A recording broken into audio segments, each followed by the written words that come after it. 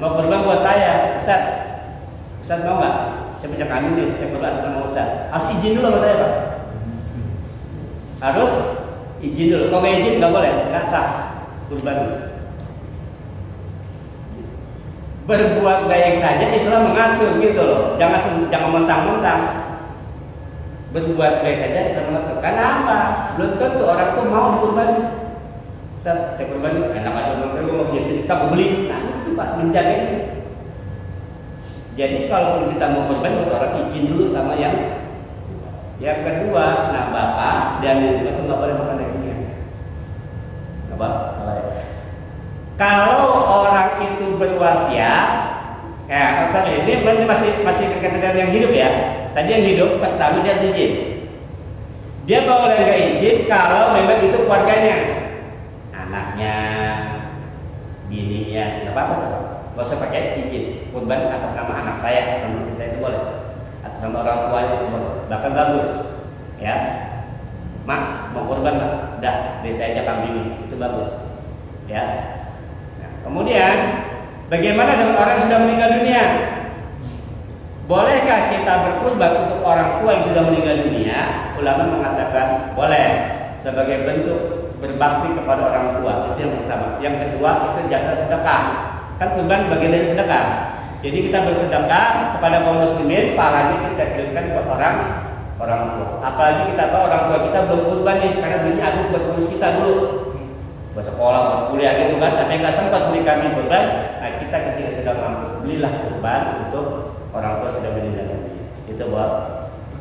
Yang penting kembali lagi, kalau yang dikurbankan orang yang masih hidup, pertama izin dulu. Kalau di orang lain, kalau keluarga sendiri, monggo silakan, nggak perlu bilang-bilang, ya, nggak perlu izin sama anak. Nah, kamu saya kurban aja, nggak usah, langsung aja.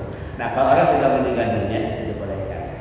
Nah, tapi ada lagi, kalau dia berwasiat, maka harus dipenuhi.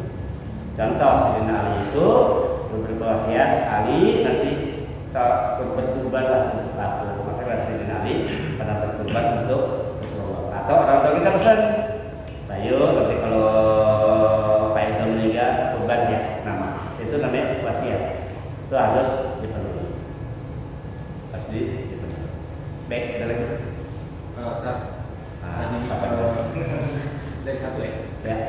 Tadi nyambung dari pertanyaannya Pak Bayu yang pertama soal arisan kurban kan, dari arisan kurban. Nah tadi pas Pak Ustadz bilang kalau misalkan kita kita berkurban dengan patungan, terus tetap ini buat satu orang kan ya, yang tadi kalau saya nggak salah benar ya, itu buat satu orang kan. Sekarang ini kan yang kita lihat kalau misalkan kita kurban sapi itu ada 7 orang ya. Itu kan konteksnya tetap patungan kan namanya. Nah itu harus diiniin buat satu orang itu atau 7-7-nya dapat. Soalnya saya kurang paham dengan penjelasannya. Yang pertanyaan yang pertama, yang Pak Bayu kan tadi berkaitan dengan nazar ya, yang arisan itu yang memang itu boleh apa enggak. Terus yang tadi pas Pak Ustadz bilang soal patungan tetap diiniin buat satu orang, itu sama sebelumnya. Jadi gini maksudnya patungan itu patung orang itu kan. Kalau yang satu kambing, satu sapi 7 orang itu memang ada dalilnya.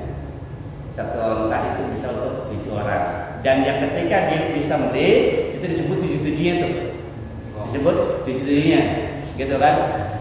Nah kalau yang patungan contohnya nih, mohon maaf, anak bapak sekolah kan diberi uang kurban kan? Ada nggak?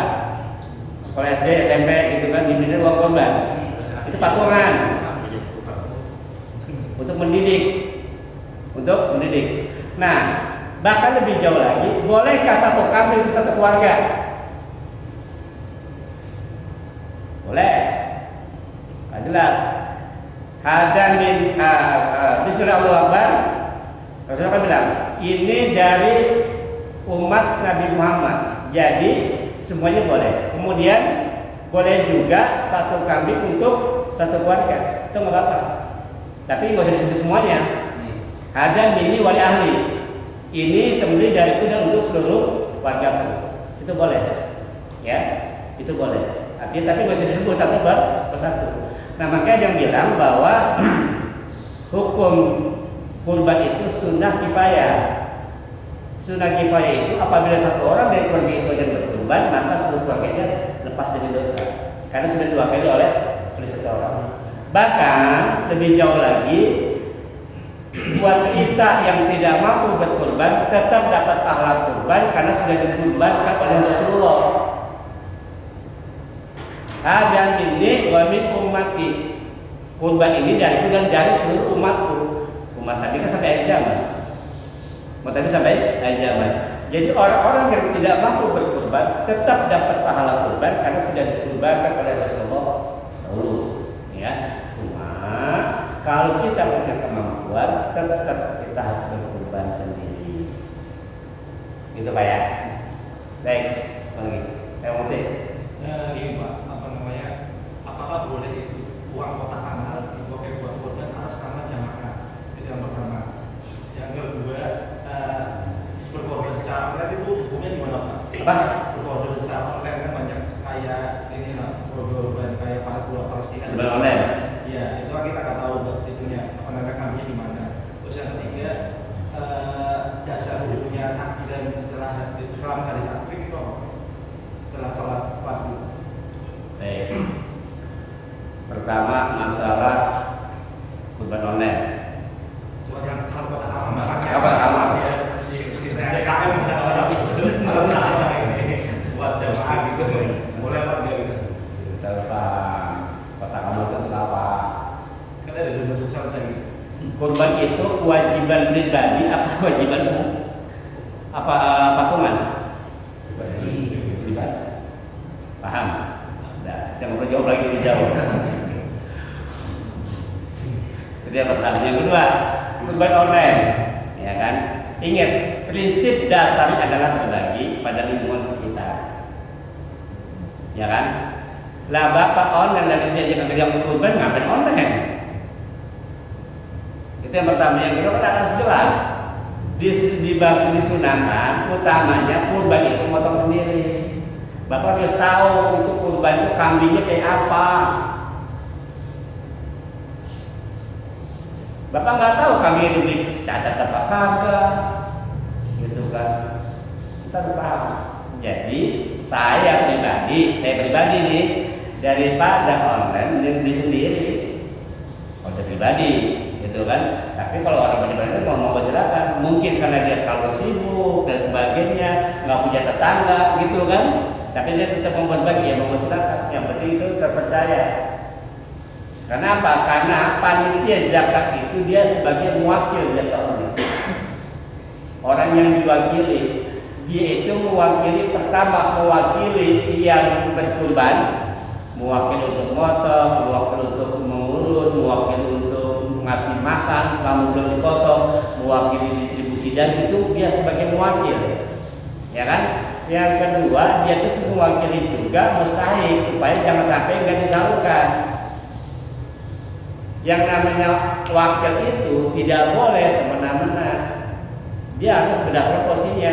Termasuk daging itu diserahkan ke siapa itu harus ngomong kepada yang kurban.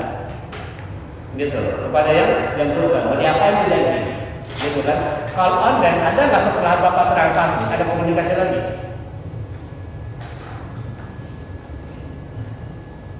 Saja. Itu kan kita sekali lagi kita nggak tahu. Gitu. Kita nggak tahu.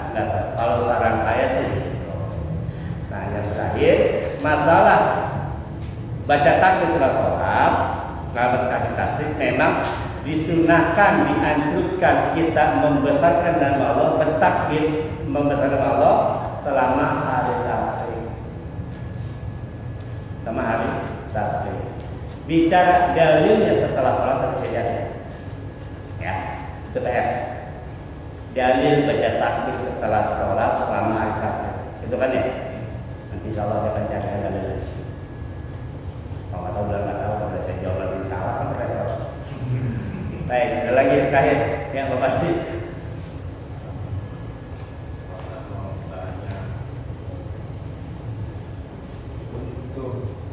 kurban.